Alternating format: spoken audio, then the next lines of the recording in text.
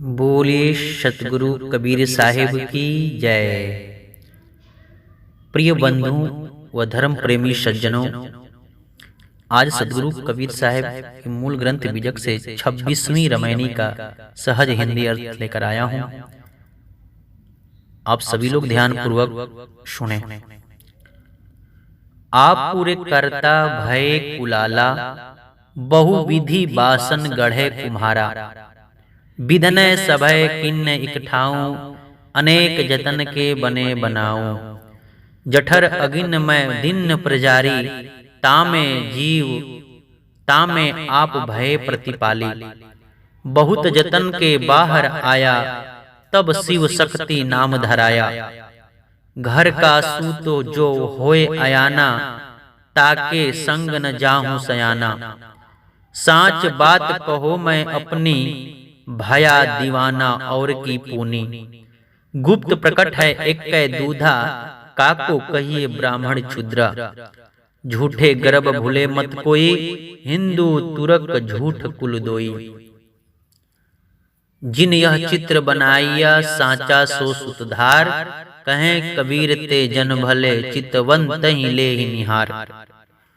सतगुरु कबीर साहिब अपने सुंदर पद में कहते हैं कि ये जो पद है, जो इंसान अपने को हिंदू समझता है, सबसे अलग समझता है, प्रेम नहीं रखता है, दया नहीं रखता है, अपने को अलग समझता है, उनके लिए कहते हैं कि जरा कान खोलकर सुन लो, थोड़ा समझ लो, ठहर कर विचार करके देख लो जो मैं कह रहा हूं।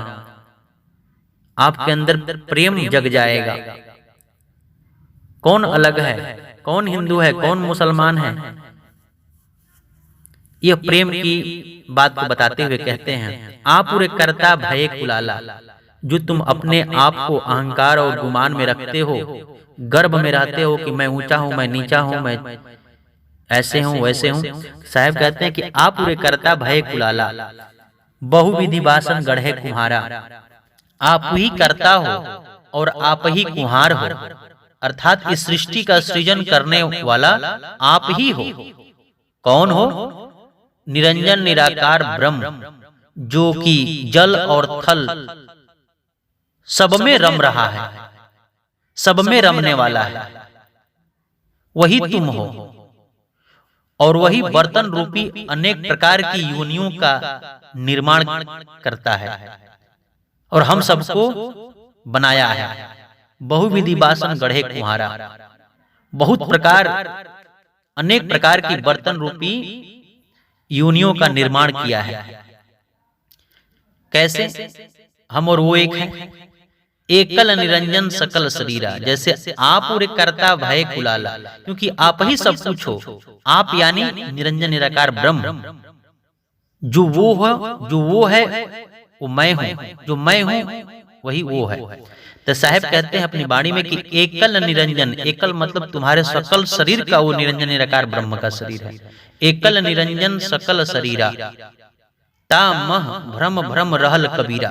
कबीरा माने यह जीव भ्रम में है, समझ नहीं पाता है सत्य बात को, कि यह जो है भगवान कोई अलग समझ लेता है, कुछ विराट अलग रूप देख लेता है और उसी के भ्रम में पड़कर वह जो है डर कर वही समझता है कि हमको ऊंच नीच बनाया है, छोटा बड़ा बनाया है, संसार को बनाया है, इस टाइप से। लेकिन ऐसा नहीं कहते हैं साहब। कहते हैं कि जो सब कुछ तुम ही कर रहे हो, तुम ही का मतलब निरंजन निराकार ब्रह्म, क्योंकि तुम्हारे सकल स्वरूप का उसका स्वरूप है। आगे फिर कहते हैं साहब, विधनय सभय किन्न एक ठाऊं, अनेक जतन के बने बनाऊं। विधना वही, कौन विधना? बनाने वाला। विधनय सभय, ये पूरी सृष्टि जो बनाया है वही विधना, वही निरंजन निराकार ब्रह्म जो हम सबको बनाया है। वही उसी का 5 तत्व 3 गुण 25 प्रकृति वाली शरीर है। अनेक जतन के बने बनाओ, हम सबका भी है 5 तत्व 3 गुण की, इसलिए वो हम ही हैं और हम भी वही हैं और वो भी हम हैं। अनेक प्रकार की योनि का निर्माण करने के लिए विधना ने सभी तत्वों को, प्रकृतियों को, गुणों को एक स्थान पर रख कर बनाया। जो जिस लायक है उसको वैसा जतन से बनाया है। अनेक जतन के बने बनाओ। कहां बनाया है? जठर अगिन में दिन प्रजारी। जैसे कुम्हार होता है, जब अपना घड़ा बना लेता है तो उसको धूप में सुखा देता है कच्चा, इसके बाद फिर अनेक प्रकार का चित्रित बनाता है, कहीं कलसा बनाता है, कहीं घड़ा बनाता है, उसी में छोटा बड़ा कई प्रकार का जो है बनाता है, और सबको सुखाकर एक जगह इकट्ठा करके अग्नि लगा देता है, तपा देता है उसको, वह पक कर लाल हो जाता है, तब वह बाहर निकालकर बेचता है। ठीक उसी प्रकार से निरंजन निराकार ब्रह्म ने जठर अग्नि में दिन प्रजारी, तामे आप भय प्रतिपाली, सभी को बनाकर स्वरूप देकर उस जठराग्नि रूपी माता के गर्भाशय में सभी प्राणियों को रखकर रक्षा करने लगा। तामे आप भय प्रतिपाली, उसमें रखकर पकाता है और बढ़िया से अग्नि लगवाता है, सब कुछ देख रेख करता है, अर्थात उसको पालता है। बहुत जतन से बाहर आया तब शिव शक्ति नाम धराया। साहब कहते हैं कि सभी जीव प्राणी उस जठराग्नि रूपी गर्भ से होकर बहुत कष्ट से बाहर आता है, तब शिव शक्ति नाम धराया, तब उसको शिव शक्ति अर्थात नर नारी का नाम रखता है, दे देता है। ये नर है, ये नारी है। लेकिन यह नर नारी संसार में जन्म लेने के बाद इसके अंदर अज्ञानता लग जाता है, माया का पर्दा लग जाता है, ऊंच नीच का पर्दा लग जाता है, भेदभाव का पर्दा लग जाता है, बड़ा छोटा का पर्दा लग जाता है। लेकिन साहब कहते हैं इसी पर्दा को मिटाओ, देखो तुम सब एक हो। जैसे एक माता जी के 4 पुत्र हो तो बड़ा समझे कि हम सबसे बड़े हैं, लेकिन थोड़ा सा विचार कर कि हम एक ही माता के 4 पुत्र हैं, एक ही अग्नि से पक कर आए हैं, कहाँ छोटा कहाँ बड़ा है। आगे फिर कहते हैं साहब, घर का सुख जो होए अयाना, ताके संग न जाऊं सयाना।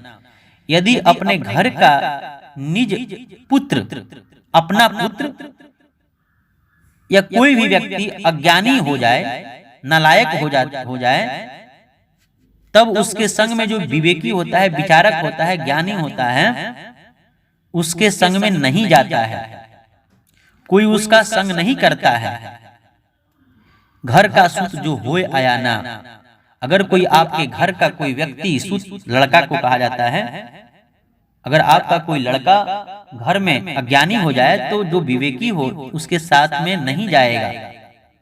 उसी प्रकार से निरंजन निराकार ब्रह्म ने इस सृष्टि का सृजन तो किया है, लेकिन वह अग्नि रूपी बहुत जतन, बहुत कष्ट से इस जीव को रखता है इस सृष्टि में। इसलिए साहब कहते हैं कि वह नालायक अज्ञानी पुत्र हो जाता है तो उसके संग में विवेकी लोग नहीं जाते हैं। इसलिए आप सभी लोग इस पद पर विचार करके विवेकी बनिए, इससे निकलने का मार्ग ढूंढिए और निकल जाइए, तभी आप जन्म मरण से, प्रकृति के दुख से, पंचभौतिक के दुख से आप बच पाएंगे। साच बात कही मैं अपनी, कबीर साहब कहते हैं कि हे जरा मैं साच बात कह रहा हूं, भया दीवाना और की पुनी। साहब कहते हैं कि तुमसे अपनी मैं बात जो कह रहा हूं ना, सच्ची कह रहा हूं, साच कह रहा हूं, और सपना की बातों को पढ़कर तुम सुनकर दीवाना हो जाते हो, पागल हो जाते हो कि नहीं यही मेरा धर्म है, यही मेरा कर्म है, यही हमारे पूर्वजों ने किया। लेकिन उस पर थोड़ा विचार करो, चिंतन करो। धर्म कभी लड़ाता नहीं, कभी भेदभाव नहीं रखता, प्रेम सिखाता है, दया सिखाता है, संतोष सिखाता है।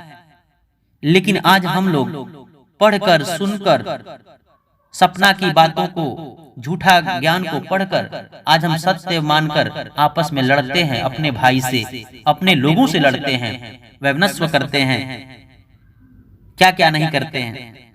लेकिन साहब कहते हैं कि ऊपर मैं जितनी भी सारी बात कहा हूँ तेरे को, जो मैं बता रहा हूँ सब सत्य कह रहा हूँ। सच बात कहो मैं अपनी, थोड़ा ठहर कर विचार करके देखो। गुप्त प्रकट है एक दूधा, काको कहिए ब्राह्मण शूद्रा। गुप्त प्रकट एक ही रूप में मौजूद है। आत्मा जिसको साकार और निराकार कहा जाता है, यही निराकार से साकार होकर बन के आ रहा है और फिर साकार से निराकार में बदल जा रहा है। इसलिए ब्राह्मण व शूद्र किसको कहा जाए? दोनों की तो आत्मा एक है, दोनों एक ही जगह से जन्म ले रहे हैं। झूठे गर्भ भूले मत कोई, हिंदू तुर्क झूठ कुल दोई। साहब कह दिए, इसलिए झूठे जाति के अभिमान में कोई न भूलो, तुम सब एक हो। क्योंकि हिंदू मुसलमान ये दोनों कुल और आडंबर झूठ है, ये सब झूठा है। हिंदू मुस्लिम सिख ईसाई, यह मानव सब एक है। मानव मानव मानव एक रे भाई, दूसर जात कहां से आई। इसीलिए मानवता को समझो, मानवता को समझकर अपने आत्मा को जान लो, ठौर लगा लो। जब आप लोग जाति मजहब में फंसे रहेंगे तो आत्मज्ञान कभी नहीं हो सकता। आत्मज्ञान नहीं होगा तो हमेशा जन्मों जन्मांतर तक आप प्रकृति का दुख, भवसागर का कष्ट सहते रहेंगे। यह पूरा चराचर, साहब कहते हैं कि जिन यह चित्र बनाइया, साचा सो सुतधार, कहें कबीर ते झन बले, चितवंत ही ले ही नियार। सदगुरु कबीर साहब इतनी बात को बताए और बताने के बाद कह दिए, क्या कह दिए कि जिन यह चित्र बनाइया, यह जो पूरा संसार जगत चराचर प्राणी का जो चित्र रूप जो दिया है, जो बनाया है, वही जगत का भगवान है। निरंजन निराकार जिसको कहा जाता है, वही ब्रह्म है। वो कौन है? साचा सो सुतधार, वही साचा सतगुरु सतपुरुष का लड़का है। साचा सो सुतधार। और कहते हैं, कहें कबीर तेज हन बले। कबीर साहब कहते हैं कि वही व्यक्ति का भला है इस संसार में, वही नर अच्छा है, विवेकी है, जो चराचर प्राणी जगत को बनाने वाले को देखकर समझ लेता है, जान लेता है। उसी का इस संसार में भला हो पाता है। और बाकिया सबका जो क्या होता है, 84 लाख योनि में जाएगा, जन्म मरण का दुख पाएगा, फिर मर के आएगा, मर के जाएगा। इसलिए बंधुओं, इस पे विचार करके अपनी आत्मा को जानो, तुम हो कौन। आत्म चिन्ह परमात्मा पावे, संत कहावे सोई। वही संत है, वही विवेकी है, जो अपने आत्मा की तरफ देखने का प्रयास करता है। बोलिए श्री सतगुरुदेव महाराज की जय। साहिब बंदगी साहिब।